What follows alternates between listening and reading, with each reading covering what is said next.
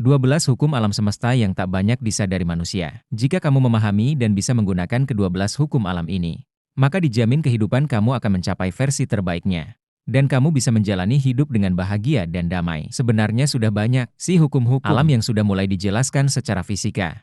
Fisika sendiri adalah studi yang mempelajari segala mekanisme benda-benda di alam semesta. Tapi jauh sebelum ilmu fisika di rumah, oleh ilmuwan-ilmuwan abad Renaissance, manusia sudah banyak mengenali hukum-hukum alam berdasarkan hasil observasi dan ketajaman pengalaman batin mereka. Hukum-hukum ini sebenarnya sudah banyak dimengerti oleh orang-orang bijak zaman dulu, yang punya level spiritual yang tinggi. Hanya saja karena mereka bukanlah ilmuwan, maka hukum ini berakhir sebagai pengetahuan, filsafat atau spiritual saja.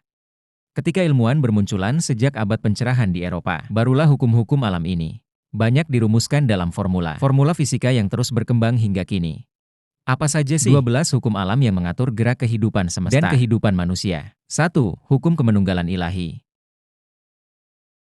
Hukum ini menyatakan bahwa semua yang ada di semesta ini saling terkoneksi, baik secara mikrokosmos maupun makrokosmos. Planet saling terhubung dengan planet lain, dan bintang melalui gaya gravitasi.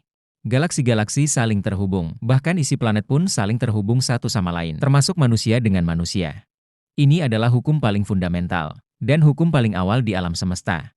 Sebenarnya semua yang ada di semesta ini adalah perpanjangan dari energi sang sumber, atau Tuhan atau Tahu yang bermakna nothing atau kekosongan, atau kesungan atau ketiadaan di level spiritual. 2. Hukum getaran. Hukum ini mengajarkan bahwa semua yang ada di semesta ini, baik yang berwujud ataupun tidak, semuanya terbuat dari energi yang bergetar atau bervibrasi di frekuensi tertentu. Hukum ini sangat berguna ketika kita ingin memanifestasikan sesuatu. Jika kita ingin mewujudkan sesuatu, maka kita harus bisa mengidentifikasi vibrasi dari hasrat kita dan menaikkan vibrasi kita sampai cocok dan selaras dengan vibrasi dari hal yang ingin kita wujudkan. Dengan demikian, hal tersebut akan kita dapatkan dengan sendirinya. 3. Law of Correspondence atau hukum korespondensi. Hukum ini mengajarkan bahwa realita eksternal yang kita alami adalah refleksi dari keadaan internal kita sendiri, terutama refleksi dari pikiran dan emosi kita. Hukum ini memudahkan kita untuk menilai keselarasan vibrasi kita dengan lingkungan atau semesta. Jika hidup kita nampak tak beraturan, itu tandanya getaran atau vibrasi kita tidak selaras dengan energi cinta kasih alam semesta.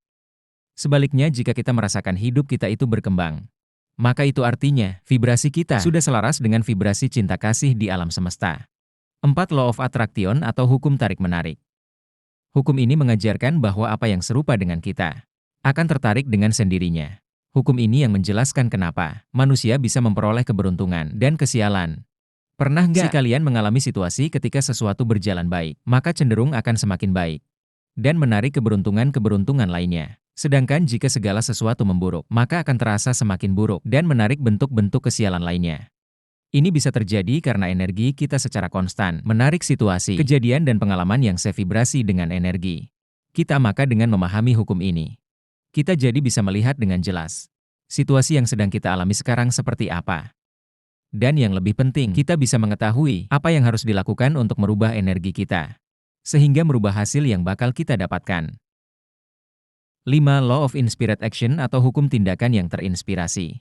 Hukum ini mengajarkan bahwa inspirasi atau ide atau ilham akan datang sendiri kalau kita sudah selaras dengan diri sendiri atau diri sejati atau kesadaran murni atau sang sumber atau Tuhan. Untuk bisa selaras dengan diri sejati ini, biasanya manusia akan mempraktekkan slowing down, lifestyle atau menghindari aktivitas yang terburu-buru, berdiam diri atau meditasi, melakukan segala sesuatu dengan mindfulness, dan menciptakan ruang untuk petunjuk ilahi datang dan menginspirasi. Ketika kita bisa melepaskan kebutuhan untuk mengendalikan bagaimana sesuatu harus bekerja, dan sebaliknya malah membuka semua peluang untuk datang ke diri. Ini akan membuat ruang bagi cara-cara baru untuk meraih tujuan yang mungkin sebelumnya tak bisa terpikirkan. 6. Law of Perpetual Transmutation of Energy atau hukum transmutasi energi abadi. Hukum ini mengajarkan bahwa energi itu terus berkembang atau berfluktuasi. Ini adalah tugas manusia untuk memonitor keselarasan vibrasi dan mengarahkan fokus kepada pikiran-pikiran yang lebih baik ketika dibutuhkan, sehingga dengan demikian kehidupan manusia makin berkembang ke arah kedewasaan, kebaikan dan kebijaksanaan. 7. Law of Cause and Effect atau hukum sebab akibat. Hukum ini mengajarkan bahwa selalu ada akibat di setiap sebab. Pikiran kita adalah sebab, Dan pengalaman yang kita hadapi adalah akibat. Jika hidup kita negatif dan kita hanya merubah pengalaman saja, ini hanyalah solusi sementara. Sebab semua pengalaman negatif adalah akibat dari pikiran negatif yang ada di dalam otak. Jadi jika ingin merubah hidup menjadi lebih positif, maka rubahlah dulu pola pikir kita menjadi lebih positif. Sehingga pengalaman yang kita terima juga ikut menjadi positif. Hukum ini menegaskan bahwa jika kita ingin mengganti pengalaman atau nasib hidup, maka rubahlah dulu pola pikirnya. 8. Law of Compensation atau hukum tabur tuai. Hukum ini mengajarkan bahwa kita pasti memetik apa yang kita tanam. Alias kita pasti menuai apa yang sudah kita tabur sebelumnya. Jika kita menanam kebaikan maka akan panen kebaikan.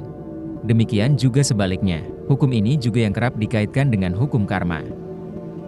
9. Law of Relativity atau hukum relativitas. Hukum ini mengajarkan bahwa semua yang ada di dunia ini sifatnya itu relatif, karena cara kita memahami kenyataan atau realita itu bergantung pada persepsi kita masing-masing dalam menilai. Inilah yang menyebabkan kenapa bisa ada dua orang yang berada dalam situasi yang sama, tapi merasakan pengalaman yang berbeda. Karena semuanya tergantung atau relatif terhadap persepsi masing-masing. 10. Law of Polarity atau hukum polaritas. Hukum ini mengajarkan bahwa semua yang ada di dunia ini memiliki kebalikannya, seperti dua kutub atau polar yang saling berlawanan. Ada baik buruk, rendah tinggi, utara selatan, panas dingin, dan masih banyak lagi. Jadi dalam hidup kita, tidak bisa kalau kita hanya melekat di salah satunya saja. Karena hidup ini serba dualitas. Ada dua kutub atau polar yang saling berkebalikan, yang membuat hidup ini harmonis dan terus berlangsung. 11. Hukum ritme atau siklus. Siklus ini adalah bagian alami di alam. Dalam filosofi Jawa digambarkan sebagai cokro manggilingan. Ada masanya hidup itu berada di bawah, lalu mencapai puncak, lalu di bawah lagi dan naik lagi ke atas. Dengan memahami hukum ini, kita akan terbantu untuk melepaskan diri dari ikatan-ikatan duniawi. Karena kita sudah paham semua itu ada siklusnya. Dan ketika siklus sudah berakhir, itu saatnya kita untuk let it go dan move on. 12 Law of Gender atau hukum gender.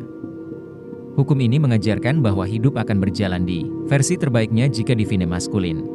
Dalam diri kita bertemu dan selaras dengan divine feminim. Manusia akan berada di versi terbaiknya jika ia mampu menyeimbangkan dan menyelaraskan sisi feminin dan maskulin atau yin dan yang di dalam dirinya. Divine feminin adalah bagian dari diri manusia yang menghubungkan diri dengan kualitas-kualitas otak kanan. Seperti intuisi, perasaan emosi, kreativitas, welas asih dan pemahaman spiritual. Sedangkan divine maskulin adalah bagian dari manusia yang menghubungkan kita ke kualitas-kualitas otak kiri. Seperti logika, otoritas, kepercayaan diri, kepemimpinan, objektivitas, penguasaan dan pengambilan keputusan atau eksekusi tindakan. Dalam filosofi Hindu, divine feminin ini berkaitan dengan energi kundalini, yang dilambangkan dalam bentuk yoni. Sedangkan divine maskulin berkaitan dengan Atman yang dilambangkan sebagai lingga, orang yang mengalami kebangkitan spiritual. Maka energi feminim atau kundalini dalam diri akan bangkit untuk membersihkan cakra-cakra di atasnya, sehingga level kesadaran manusia mengalami peningkatan. Ketika kundal ini sudah sampai di cakra mahkota dan menyatu dengan Atman, disinilah energi maskulin dan energi feminin manusia bersatu, dan manusia mengalami momen pencerahan. Ia menjadi sadar akan dirinya, sadar bahwa ia menyatu dengan sekitar, dan mulai melebur dengan sekitar. Setelah itu, pengetahuan terhadap rahasia semesta dan juga ilmu pengetahuan lain jadi terbuka lebar, dan bisa diakses otak manusia dengan mudah. Dengan menyatunya divine feminim dan divine maskulin dalam diri, maka manusia akan cenderung bisa menyelaraskan pikiran, emosi serta tindakannya sendiri. Inilah yang menjadi puncak dari setiap ajaran spiritual yang ada di Nusantara.